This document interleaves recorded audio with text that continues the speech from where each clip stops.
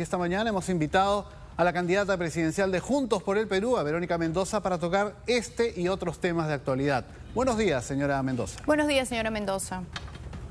Muy buenos días, Pedro, Maritere. Muchas gracias por este espacio. Bueno, una primera opinión de todo lo que estamos viendo, preocupados, ya son 5 días, queríamos escucharla. Sí, Maritere, lo primero que yo quisiera hacer es expresar mi solidaridad con la familia de Jorge Muñoz Jiménez, este joven de apenas 19 años que trabajaba en una agroexportadora en La Libertad y que lamentablemente el día de ayer ha perdido la vida. Y creo que no es admisible que en el Perú, cada vez que hay una movilización en defensa de los derechos de la gente, tengamos que lamentar heridos y muertos. No puede ser que después de 20 días del asesinato de Inti y de Brian todavía no haya sanción a los responsables, como aún hay impunidad por los 3 indígenas Cucama fallecidos también en un contexto de conflicto social a mediados de año en Loreto, cuando reclamaban mejor atención por la pandemia, como están en la impunidad los 3 fallecidos en Espinar y los 5 fallecidos en Cajamarca en el 2012, y las decenas de fallecidos en contexto de conflicto social a lo largo de los últimos gobiernos, que nos demuestran que lamentablemente no se trata de casos aislados, sino de una estructura y una formación policial que tiene que ser reformada de manera urgente. Señora Mendoza, el presidente Sagasti también ha señalado que el derecho a la protesta no debe jamás derivar en la muerte de ciudadanos, y sin duda estamos todos a la espera de que las investigaciones nos permitan saber quién es el responsable de la muerte de este joven, de Jorge Muñoz, como usted bien ha citado.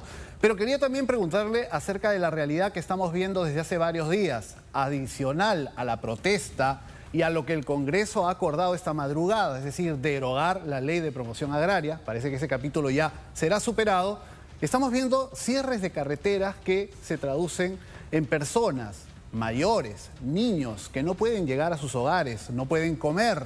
Hace varios días una persona nos decía: nosotros también tenemos derechos humanos.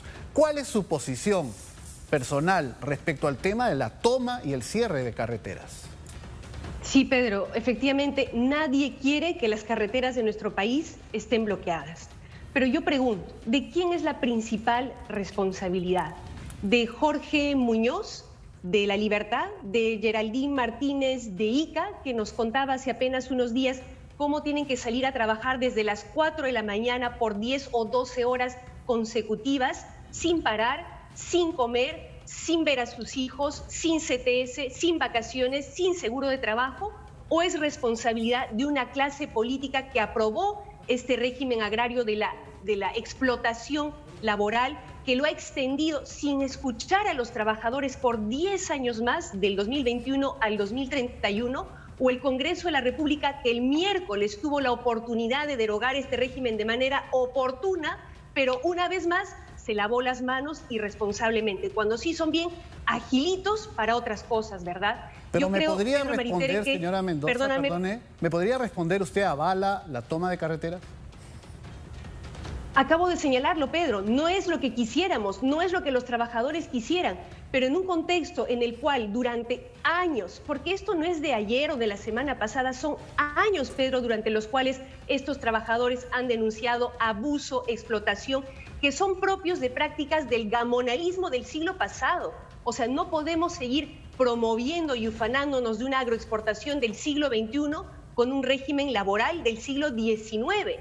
No podemos aceptar prácticas del gamonalismo. Señora Mendoza, en este siglo, en el Perú del siglo XXI. No podemos ufanarnos de una gastronomía boyante con esclavitud de quienes cultivan esos productos. El presidente Vizcarra tuvo esta ley en sus manos. El presidente Vizcarra fue quien dio el decreto de urgencia. El presidente Vizcarra fue quien extendió efectivamente, como usted bien señala, prorrogó hasta el 2031. ¿Qué le diría usted al presidente Vizcarra? Porque claro, es muy fácil hablar de la clase política responsable.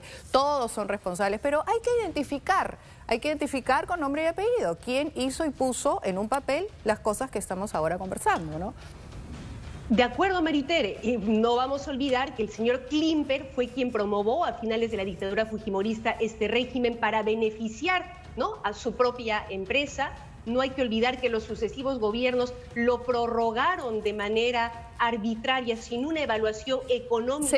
Señora Mendoza, una cosa que es bien importante ubicarnos en el tiempo histórico, me permite. Si bien es cierto, esta ley ha sido innecesariamente extendida porque la situación del agro es distinta. Es decir, sin embargo, cuando esta ley se dio, la ley de promoción del agro, no había la agroindustria boyante que tenemos hoy día. Justamente de lo que se trató con esta primera ley es de dar facilidades de poder competir a nivel internacional, cosa que se logró en un primer momento. Es decir, las condiciones para que esto se generara, ¿no? Y bueno, funcionó, estuvo bien, pero todo tiene un proceso de que ya está acá nomás, beneficios tributarios del 15, no del 30. Entonces ya las cosas mejoran, efectivamente hubo una situación boyante para la agroindustria y en buena hora, creo que nadie va a estar en contra de ello, pero ya luego entonces, y coincido con usted, las cosas pueden ser cambiadas y eso ya estaba en manos del presidente Vizcarra. Así es, del Congreso de la República pasado y del presidente Vizcarra, ¿no?, que ni siquiera hizo el esfuerzo de escuchar a una de las partes principales involucradas, que son los trabajadores que hoy estamos viendo ya no dan más de tanto abuso y explotación. Responsabilidad también muy concreta del actual Congreso de la República, que el miércoles, insisto, pudo haber derogado este régimen y abierto un debate, ¿no?, sobre cómo continuar impulsando esta actividad económica ciertamente importante, pero que no puede seguir creciendo a costa de la explotación y el abuso de los trabajadores. Ahora, lo bueno de todo esto, como decía Pedro hace un instante, perdóname para terminar, es que por fin se ha tomado conciencia a nivel general y a nivel nacional de que este régimen de agroexplotación no da más, que tiene que ser derogado lo más rápidamente posible. Se le tiene que restituir sus derechos a estos trabajadores, un mínimo de dignidad, CTS, gratificaciones.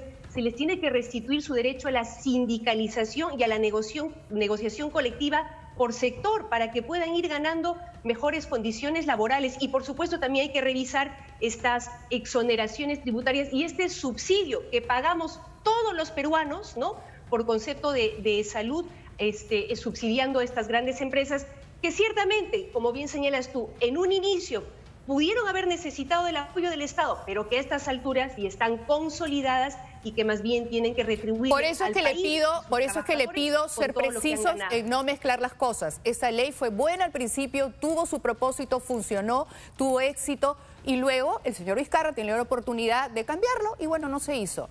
Muy bien. Señora Mendoza, quisiera hacerle una pregunta respecto a lo que viene ahora.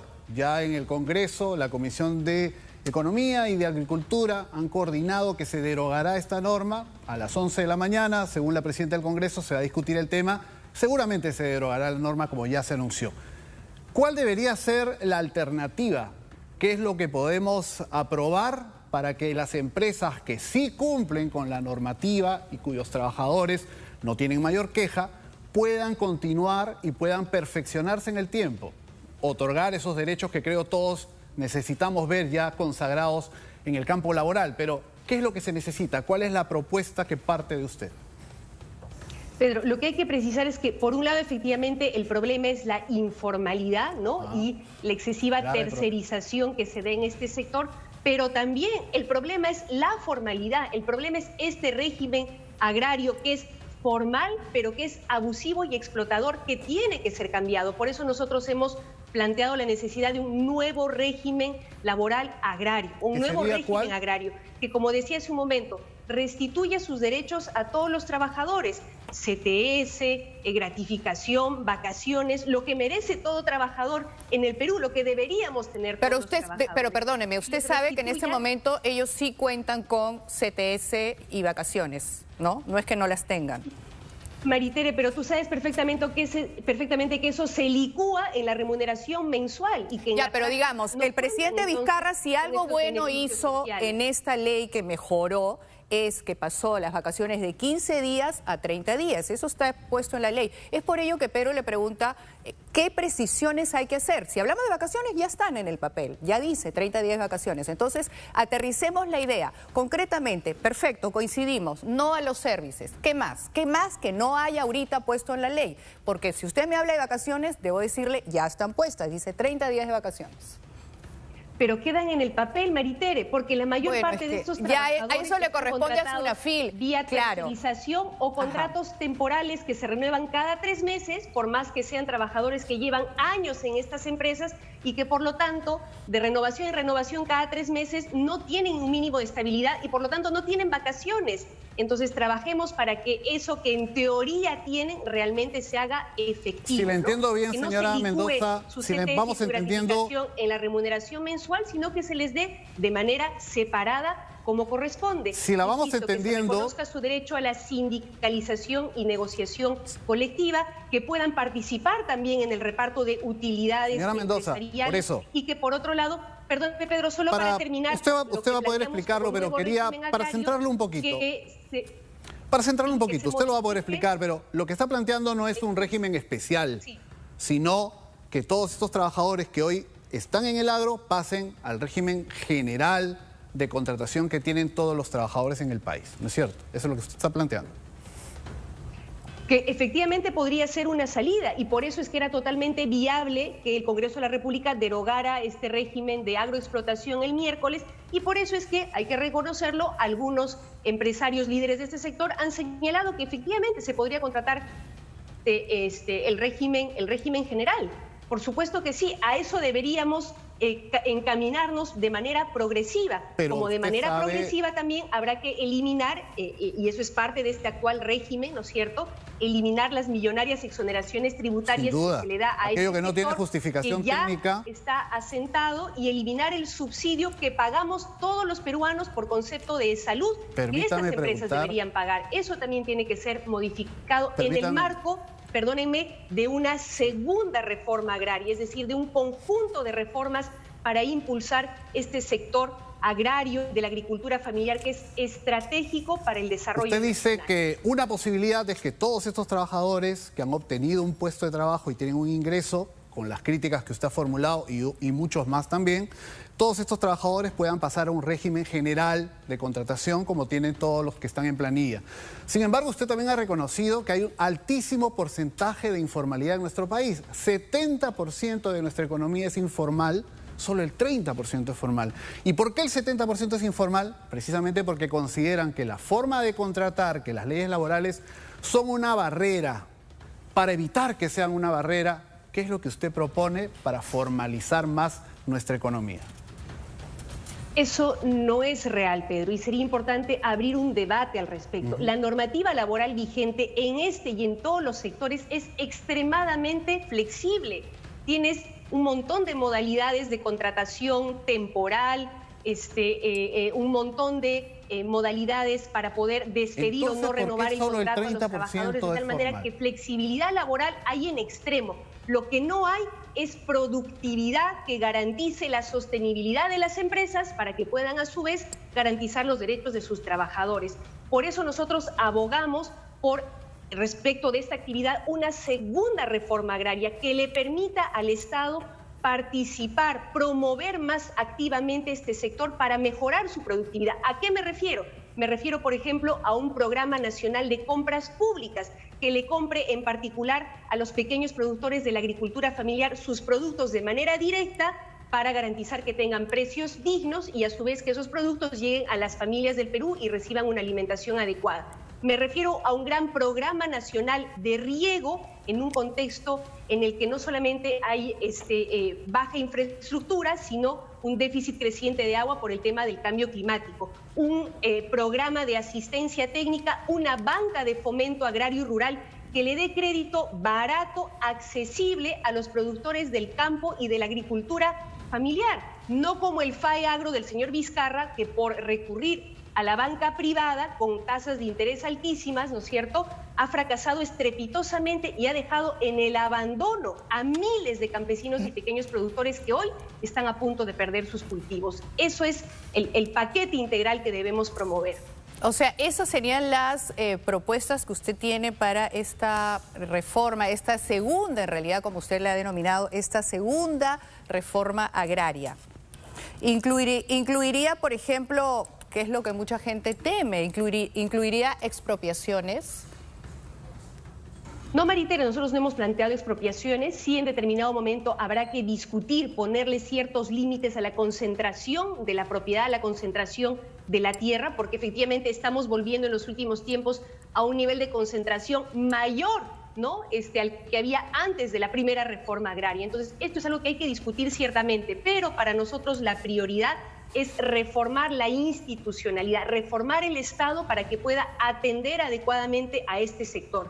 Hemos planteado también, por ejemplo, que se instale un gabinete para el desarrollo agrario y rural presidido por la figura presidencial con participación del Ministerio de Agricultura, del Ministerio de Desarrollo e Inclusión Social, el Ministerio de Transportes, que también tiene que ver en la mejora de carreteras para que los productores puedan sacar al mercado local, nacional, internacional sus productos, y que sea desde este gabinete con participación de gobiernos regionales y de los gremios agrarios y campesinos que se diseñe y se implemente esta segunda reforma agraria, que tiene que ver, insisto, con el rediseño, con la reforma de políticas y con el impulso de programas, ¿no?, desde el Estado de apoyo a este sector estratégico que da, Pedro Maritere, trabajo al 30% de la población económicamente activa. No es poco, por eso hablamos de un sector estratégico para el desarrollo. Señora Mendoza. Más aún si le sumamos la potencialidad que significa nuestra agrobiodiversidad,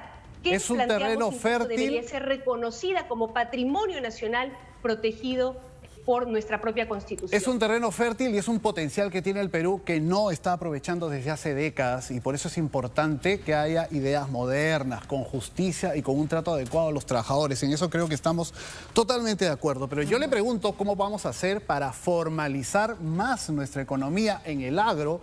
Y usted me dice que, por ejemplo, el Estado puede impulsar programas de compras para que pequeños productores... Eso le puede generar un bienestar a los productores y es positivo, pero eso no necesariamente va a formalizar las empresas, el empleo. Entonces viene mi siguiente pregunta. Como usted sabe, porque usted como candidata presidencial estudia y se empapa de los temas, el 80% de lo que se produce en nuestro país, 8 de cada 10 soles, lo produce el sector privado. No lo produce el Estado, que sin duda va a tener un papel importante promoviendo la actividad económica. Pero ¿cómo vamos a hacer para que esa enorme productividad que hoy tiene el privado pueda mantenerse y crecer durante un posible gobierno de ustedes? ¿Qué planteamientos concretos tienen para mejorar esos índices económicos que necesitamos? Porque luego de la pandemia tenemos que recuperar empleos, tenemos que recuperar ingresos, no podemos espantar la inversión privada, tenemos que fomentar la inversión privada, me parece. Por supuesto que sí, Pedro, y de eso se trata. Por eso hablamos de la necesidad de que el Estado apoye, acompañe, impulse, ¿no?, al sector privado, que no solamente son las empresas agroexportadoras, sino también son las cooperativas de desarrollo agrario y rural, que también son las comunidades campesinas, con quienes tiene que haber una alianza estratégica para impulsar este sector. Y por supuesto que sí, un programa nacional de compras públicas ayuda a la formalización, porque yo, Estado, voy a comprarte tus productos si es que tú te formalizas, y te voy a ayudar en la formalización. Por supuesto también que un programa nacional de riego ayuda a la formalización, que un programa nacional de crédito barato y accesible para el sector agrario y rural también ayuda a la formalización. Y finalmente es importante también fortalecer el sistema de fiscalización laboral. Nuestra SUNAFIL está venida a menos, ni qué decir en las regiones del país donde el trabajo de los fiscalizadores realmente no es apoyado, no tenemos la suficiente fiscalización laboral, que también es fundamental para la formalización. Ahora bien, sobre la necesidad de reactivar y mover la economía, hay algunas cosas, Pedro Maritere, que no pueden esperar al próximo gobierno. El señor Sagasti tendría que asumir aquí y ahora para revertir una situación en la cual 3 millones de peruanos son nuevos desempleados. Por eso nosotros insistimos de manera urgente en que se amplíe el apoyo económico a las familias que más lo necesitan. Hasta ahora el Perú ha dado un solo bono a las familias más vulnerables, mientras en Argentina ya se dio 3, mientras en Chile ya se dieron 6 bonos, en Colombia ya se dieron 7, porque han entendido que eso no solamente va a garantizar la subsistencia de las familias, sino también va a generar, va a dinamizar y mover la economía, ¿no? Lo están planteando incluso organismos multilaterales, la necesidad de un mayor apoyo económico a las familias para reactivar la economía, junto con apoyo urgente a sectores estratégicos como el agro, y saludo que el gobierno del señor Sagasti por fin haya entendido que su FAE Agro a través de la banca privada no va a funcionar y que haya anunciado que se va a recurrir al Banco de la Nación para dar crédito barato a nuestros pequeños productores cuyos cultivos hoy están en riesgo. Lo mismo se tendría que hacer con las micro y pequeñas empresas, que son las que más dinamizan la economía y más empleo generan, que sin embargo han recibido migajas frente a las grandes empresas que vía Reactiva Perú han recibido millones. Pero no es un solo bono, ¿no, señora Mendoza? No ha sido solo un bono, ha habido varios tramos de un bono y luego se han ido incrementando y adhiriendo otras personas que obviamente necesitaban un apoyo económico. No ha sido solo un bono. Ha sido un bono hasta el momento que se ha entregado de manera íntegra, Pedro, y el segundo bono no se termina de entregar en su totalidad. Ojalá se logre hacer pronto, pero nosotros creemos que por lo menos durante los 3 siguientes meses se debería ampliar el bono a estas familias que han sido identificadas como las más vulnerables. Es fundamental para que sobrevivan, para que se alimenten adecuadamente y sean menos vulnerables al COVID, pero también, insisto, para reactivar y mover la economía. Lo dijo el propio presidente del Banco Central de Reserva, con quien políticamente no tengo nada en común, pero que por sentido común señala que para mover la economía hay que inyectar dinero en los bolsillos de las familias, en particular de las que más lo necesitan. Sin duda. Bueno, nos quedan definitivamente muchos temas que conversaremos en otra oportunidad, porque son temas definitivamente que requieren de un análisis más profundo, pero en todo caso hemos escuchado a Verónica Mendoza, candidata de Juntos por el Perú. Muchas gracias por haber estado con nosotros acá en el programa. Gracias, Maritere, Pedro. Atenta para cualquier otra oportunidad. Claro que Muchas sí. gracias.